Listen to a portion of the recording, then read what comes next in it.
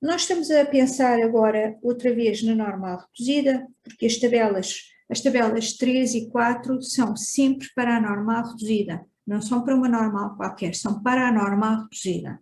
Okay? Então, eu tenho aqui a normal reduzida, e então, estamos a imaginar a função densidade-probabilidade,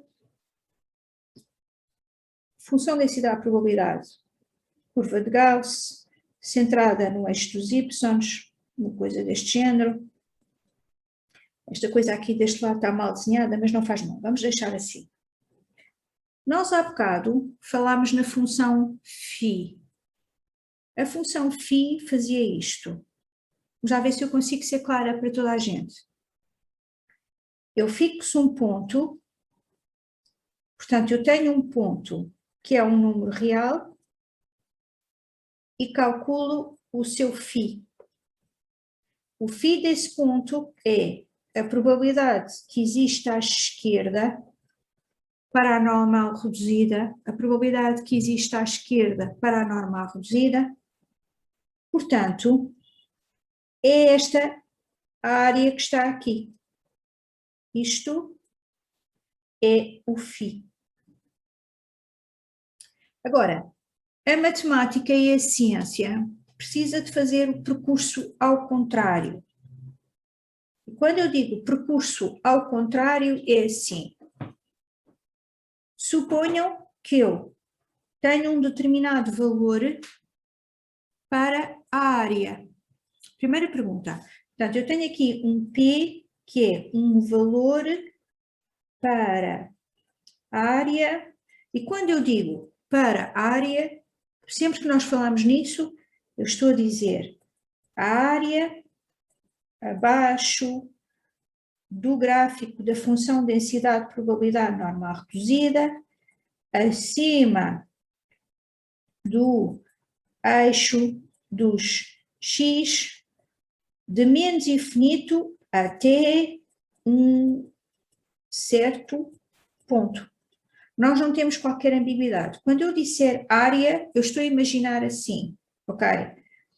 Eu estou naquele gráfico, que é o gráfico da função densidade-probabilidade, o sino, e estou a imaginar que fixei a área. Portanto, eu estou aqui no sino, aqui na curva de Gauss, e agora digo assim, fixei uma área, portanto, vim do menos infinito até um certo ponto, estou a calcular o gráfico abaixo, a área abaixo do gráfico e acima do eixo do x. A área é sempre isto. Ora, a área, neste sentido, varia entre 0 e 1. Não pode tomar outros valores, porque é o integral de uma função de densidade-probabilidade. Portanto, se eu fixar um valor da área, um número entre 0 e 1, estou a fixar esta área. O que a matemática quer saber é qual é o ponto.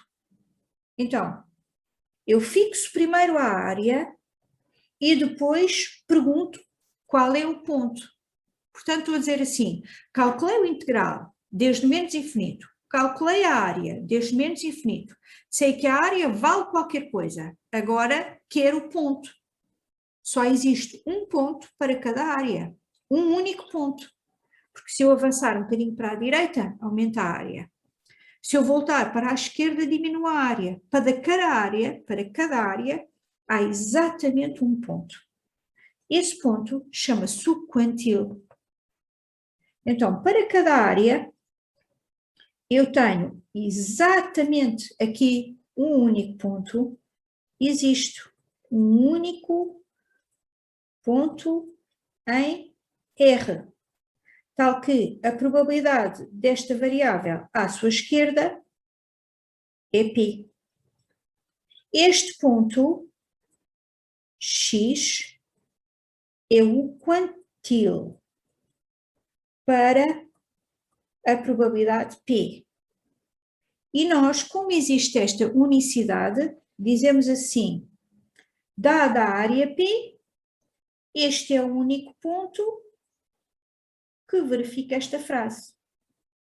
É o inverso da área. Então, a função φ dá para cada ponto a área. O quantil é a função inversa. A cada área dá o ponto. Então vamos fazer aqui os desenhos elementares, após o que podemos consultar a tabela 4 e deixar isto completamente claro. Suponham que eu vos dizia assim: eu quero φ menos 1 de 1/2. Portanto, eu quero o único ponto que à sua esquerda tem 1/2 de área. Eu começo aqui. Qual é o único ponto que tem metade da área à sua esquerda? É o 0.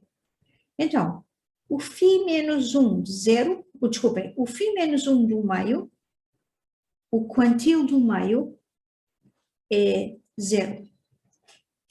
Pronto. Agora, outra pergunta. Se eu considerar aqui uma área maior do que 1/2, eu naquele desenho já tenho 1/2 da área, vou para a direita ou para a esquerda? Se eu quiser uma área maior do que 1/2. Direita. Vou para a direita, exatamente. Então, se eu for para a direita, vou copiar aqui este desenho, se eu for para a direita, o meu ponto passa a ser positivo. O quantil é positivo. Estamos a fazer esta representação gráfica porque assim fica mais fácil. Eu aqui tenho metade. Agora, quero mais um pouco. A área é maior do que o meio. O quantil tem que ser positivo. O quantil tem que ser positivo. Agora, falta só um desenho. Se a área for menor do que o meio, qual é o sinal do quantil? Será negativo? Negativo, exatamente. Então, se eu tiver uma área menor do que o meio, é só a pessoa imaginar e tem mesmo que fixar. Se eu quiser uma área inferior a 1/2, eu não posso chegar ao 0, não posso. Eu tenho que ficar atrás. Então, quando eu tiver uma área inferior a 1/2, aqui, esta área inferior a 1/2, o seu quantil tem que ser negativo. Então, agora, observando estas coisas, já podemos ir à tabela 4 para conseguir ler os quantis que lá estão. Então, na tabela 4 temos assim, esta é a tabela 3. E agora, estão a ver, ali na tabela 4, o cabeçalho diz quantis da distribuição norma reduzida. Vocês, para já, vão ignorar esta observação que aqui está. E já vamos ver o que ela quer dizer melhor. Eu quero é que observem o desenho. Estão a ver? Quando eu tenho aqui uma área P, eu aqui tenho uma área P, a área P corresponde ao quantil. O quantil de P. Ou seja, o ponto φ menos 1 de P. A área corresponde ao quantil. E agora como é que lemos esta tabela? Esta tabela tem aqui uns ligeiros detalhes. O primeiro detalhe é este. Ela tem duas colunas, estão a ver? Hein? Eu vou-vos mostrar melhor. Então, ela tem duas colunas. Tem uma coluna aqui que se chama Q, deste lado, e tem aqui uma coluna à vossa direita que diz lá embaixo P. Aqui, P.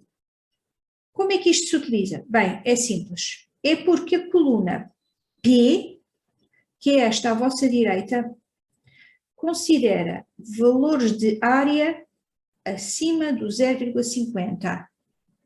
Portanto, quando a minha área, no sentido em que nós definimos há bocado, for maior ou igual do que 0,50, com valores tabelados, ela aparece nesta coluna.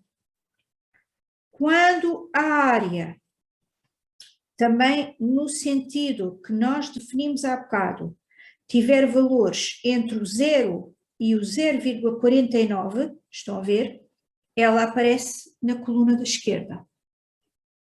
Por que elas aparecem separadas? Primeiro, para organizar a tabela.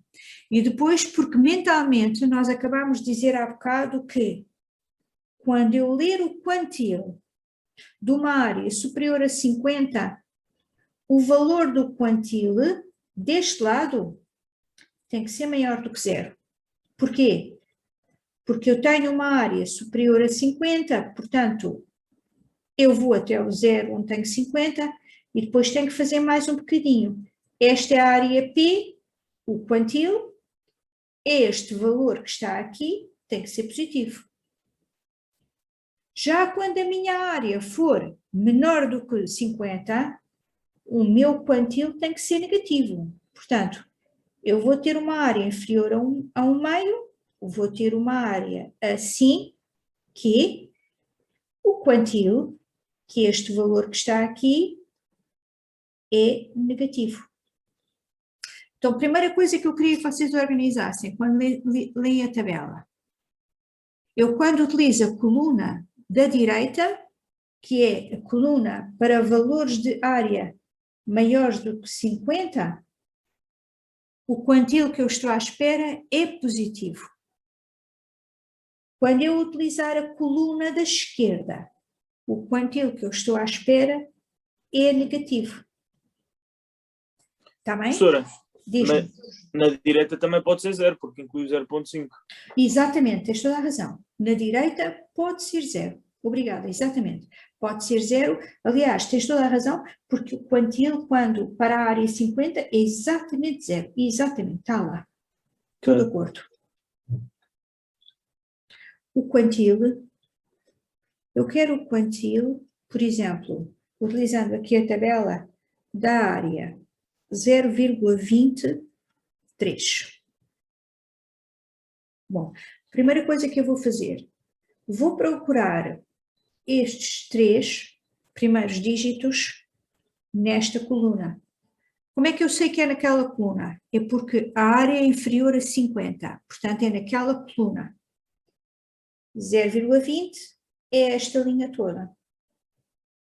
Eu quero 0,23, portanto tenho que acrescentar o 3.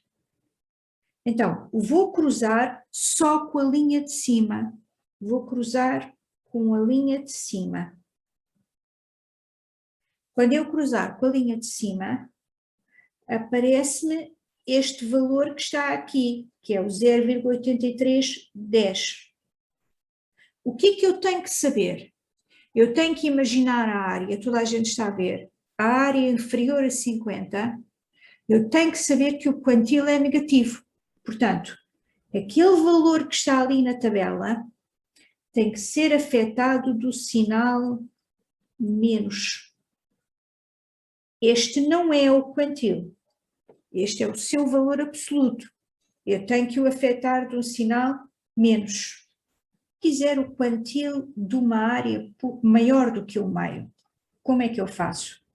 Bem, se eu quiser o quantil de uma área maior do que o meio, por exemplo, vamos utilizar aqui este bocado da tabela e vamos pensar aqui no quantil, por exemplo, eu quero o quantil de, por exemplo, 0,791.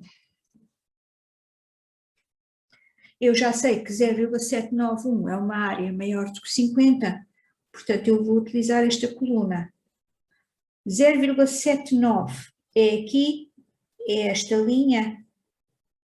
Agora tenho que acrescentar aquele 1. O que é perigoso? É que eu tenho que acrescentar com a linha de baixo, não é com a linha de cima. Portanto, cruzar com a linha de baixo significa que eu tenho que ter cuidado, ver onde é que está o 0,01.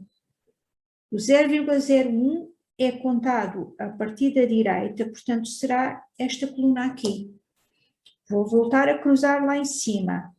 E quando eu cruzar com o 0,79, vou descobrir que o quantil é 0,8099. 0,8099. Então, a coluna da direita tem áreas superiores a 50, cruza unicamente com a linha de baixo. A coluna da esquerda tem áreas inferiores a 50, cruza unicamente com a linha de cima. O quantil de uma área superior a 50 está na tabela, não é preciso fazer nada. O quantil de uma área inferior a 50 é o valor que está na tabela afetado do sinal menos, com o sinal menos.